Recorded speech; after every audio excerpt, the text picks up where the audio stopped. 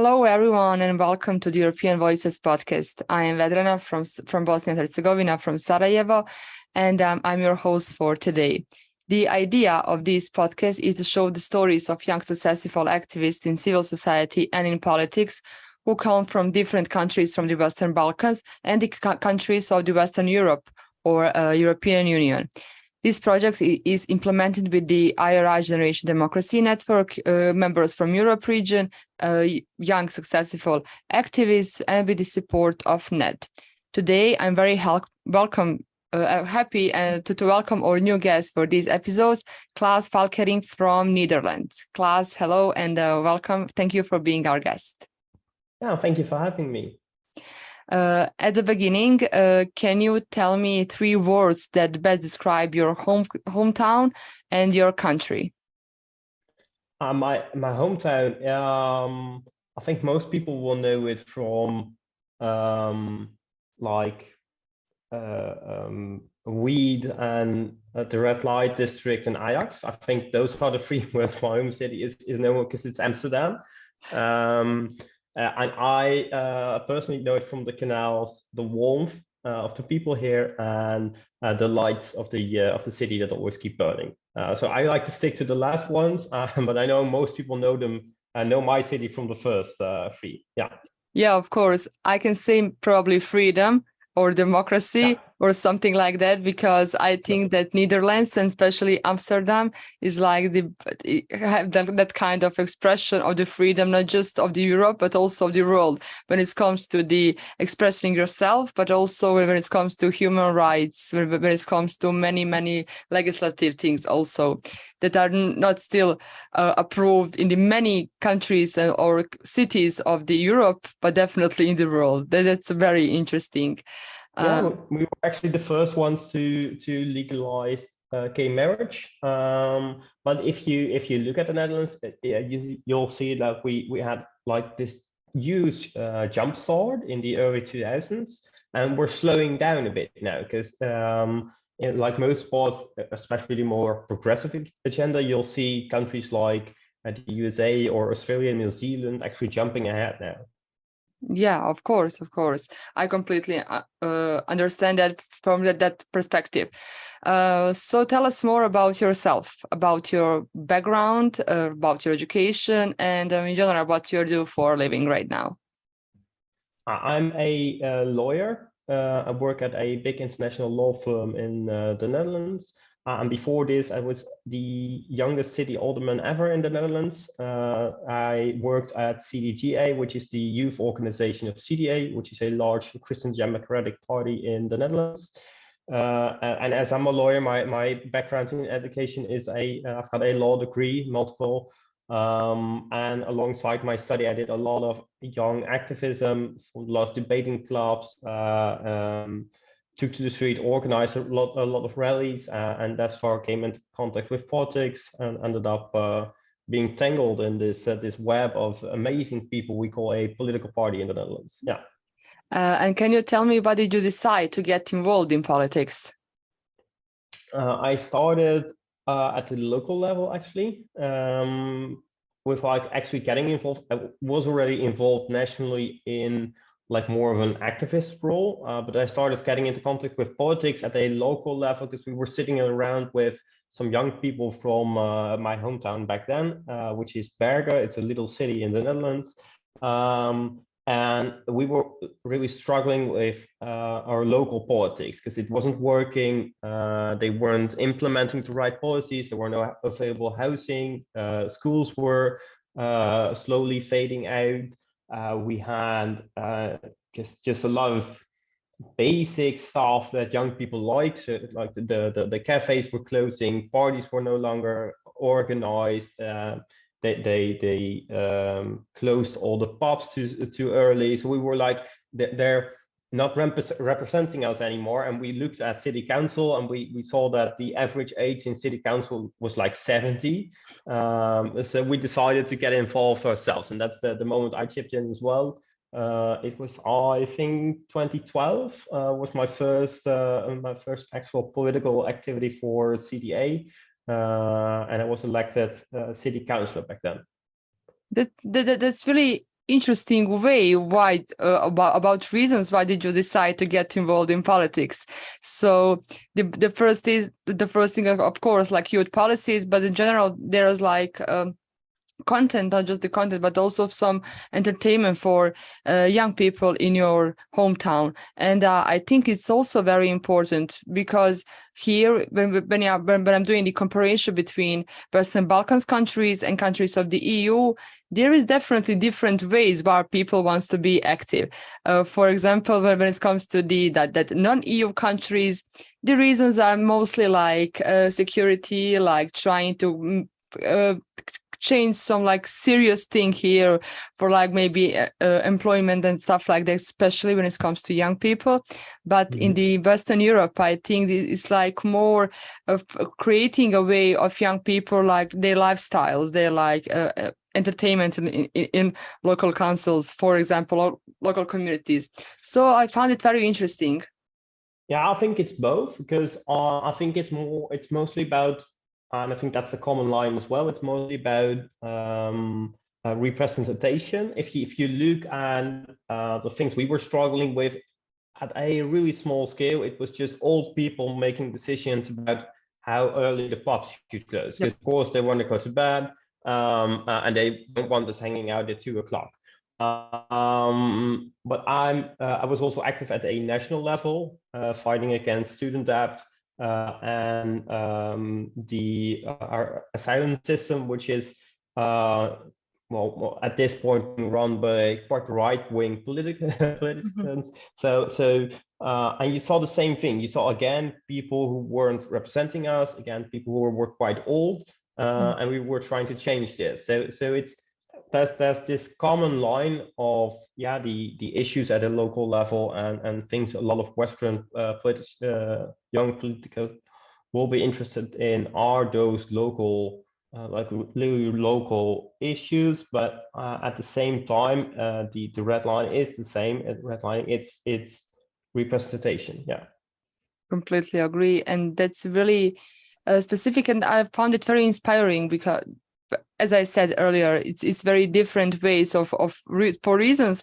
why young people wants to join, not just political parties, but also to be like active citizens. So I think it's really inspiring story, because lots of people outside, they think that politics is like something very serious. I mean, yeah, it is, but there is also many like fun things that you can do, that you can actually change while you are into the politics. It depends on how you express yourself there and what are you fighting for.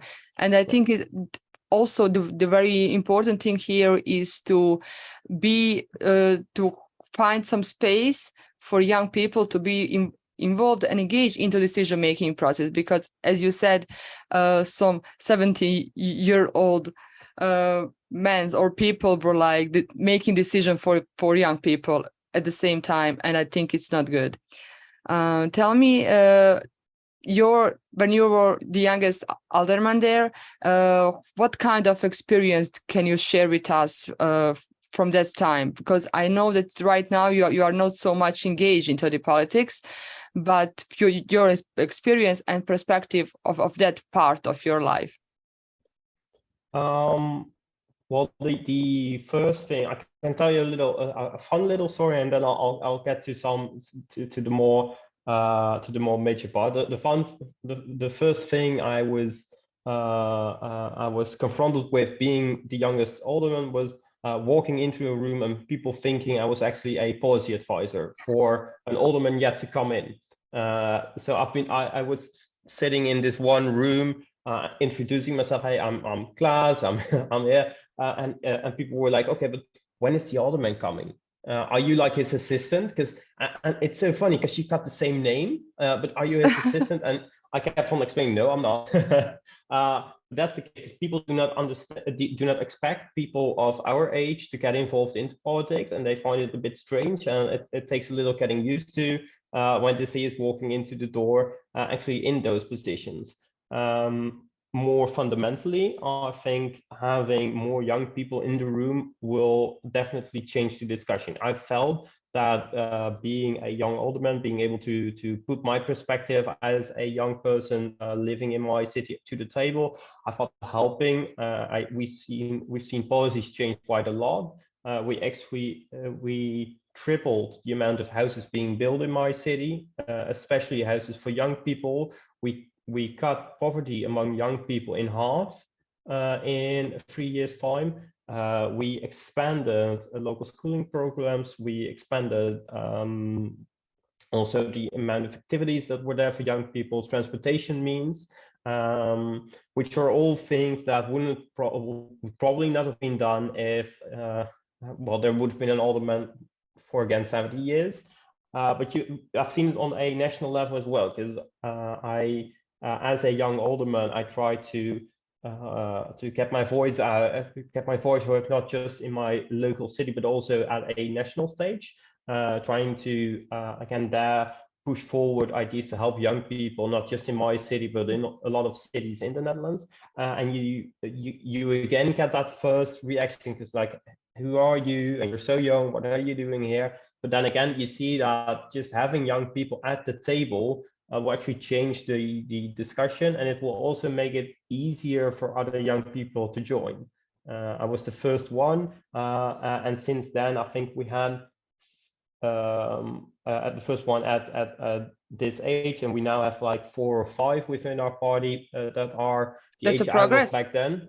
That's quite a progress. And you saw also people who were standing on the sidelines for quite a long time were like, okay, well, he's doing it, so it's probably not that scary. We can all do this. It's doable as well. And you saw them all joining. So that's more multiple ways in which I think it's quite important for young people to actually get involved. Yeah, I completely agree with you, especially when you said that it's important to be at the table, at the table when people are discussing about young people and young policies about young people when it comes to education, finding some place to live, finding a job. And I think it's very important to have the perspective of young people, youth voice actually there at the table, not outside of the table when it was practiced for definitely for many years, as I can see. Do you think, I mean, Netherlands is a very successful country, I can say, from the perspective of someone who is from the Western Balkans, from Sarajevo, from Bosnia. It's like the very country of freedom, when I said at the beginning, because we found it that there is no like violation of human rights. There is like so much freedom of expression, of freedom of media, freedom of almost everything. Is there, from your perspective, is not enough space for young people to be active and proactive in politics in Netherlands and also in the EU in general? I think that in theory, the Netherlands has a great, I guess, a great starting point for young people to get involved. But at the same time, we do not actually promote it. So we've got all our, as you say, if you look at human rights, if you look at our voting system, if you look at our electoral system, it's all built for young people to also compete. The only problem is that we do not actually encourage it, or a lot of politicians do not encourage it. And you see like this unwritten laws being there to actually push people down. Okay, like even in my party, there are a lot of unwritten rules trying to keep young people down, saying, okay, yeah, you're quite nice, thank you for being here, apply for an internship, or why don't you take the meeting notes for the next couple of years, and then maybe in 10 to 20 years you can sit at the table. And those kind of like the more unwritten rules are the rules that we're still fighting against. If you look at if you compare us to like the Balkan, but also I go to like Jordan and those kind of countries a lot to train young politicians there. They've got a voting system just basically not allowing them to run. And then the Netherlands is completely different. It's no comparison.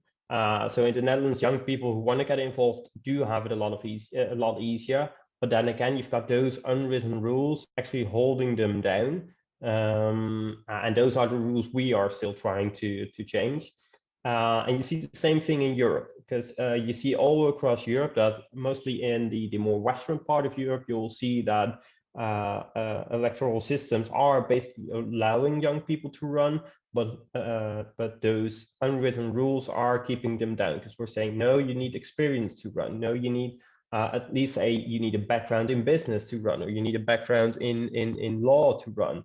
Those things aren't true. You are there to represent your people. That's the only thing you need to do. As long as you know, as long as you can find a way to correctly represent the people voting for you, the people from your district, then you're doing okay. You do not need any background for this. You can just start running. There's no CV check at the start, and it's good that there isn't, because it's in our own constitution. It's also in the EU laws that there shouldn't be any limitations to who's elected to office.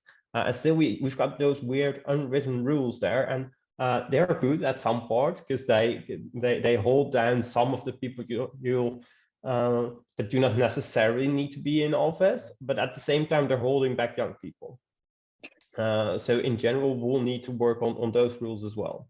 Yeah, you need to work on like creating some great connections and networking, not just with young people, especially if you decide to run on like higher level for like a national level. You need to know lots of people. You need to have that very strong of network of people who will support you, who will actually get out and vote actually for you, for your party, but also for you. I think there is something similar, because we don't have a quota for youth almost anywhere by the law, but you have some kind of unwritten rules that actually allows people, especially for example, in my political party, we have that kind of quota for youth to be, for example, on the list. They can run, of course, but it's not enough, because these young people, even they are on the list, they don't have they need so much votes to get in, and it's quite tiring, because you don't have like financial support, you don't have like so much connections. So it really depends from party to party if you'll be like on a top position. If you get opportunity, you can get the opportunity to run, but if you maybe won't get opportunity to get elected. And I think that's maybe one of the reasons why people don't want to be directly involved into that, but they will want to be part of the maybe policy making and from the other side of political party, for example, like that. So I think it's very something maybe in common for the whole Europe, not just the EU countries, but general for the whole Europe. I mean, my country is not part of the EU yet. We just got the candidate status, but I think in the upcoming years we can like create maybe more space for young people, and I really hope to do that, to be part decision making process, not just like okay, they will be like elected, but of course we need that like supervisors or experts from the outside. And I think that maybe in Netherlands they have like more space to be active there. Yeah, and not everybody needs to in the end hold elective office. You can also, I stopped in March with holding elected office. After the last election, I decided not to return into politics. But I'm still influencing politics from the sidelines. I'm still active in my local party here in Amsterdam. I'm active on a national level. I'm still promoting the same ideas as I was back then, only through different channels. Yeah. Of course. That's really, I think that you become like influenced by the politics when you start like doing some good things. When you start getting involved in that, you just can't stop. Seriously, you can't stop. That's really great. We are running out of time, unfortunately, but we will definitely continue to work together. I really hope, thanks to the Generation Democracy and our connection, Lotte. To wrap up this thing, what will be like advice to young people when it comes to activism, not just in politics, but also to the civil society? Is there any kind of advice, because you have like a really great experience in that field? Yeah, I also I always promote three specific things. when you're trying to motivate any kind of people, especially young people, it's starting issue initiated. So take an issue and start running is the best point.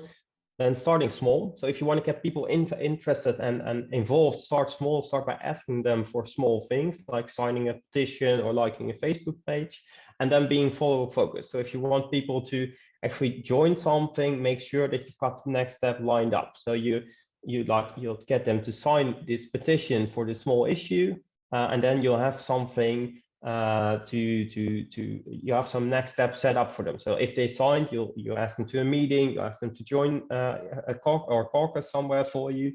But if you follow those three things, if you are issue initiated, if you start small, and if you're follow-up focused, then I think with those three principles, motivating young people, but actually getting a movement ready is something anybody could do.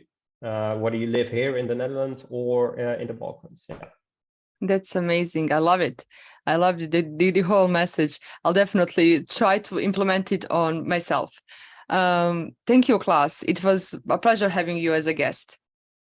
Thank you, and Merry Christmas. Thank you. Merry Christmas to you too. Thanks everyone for listening. Generation Democracy, IRI, and NED for supporting this. And make sure to follow us on Instagram, Twitter, and Facebook page, Generation Democracy, and to subscribe to our new channel for more upcoming episodes. Thank you and a happy holidays.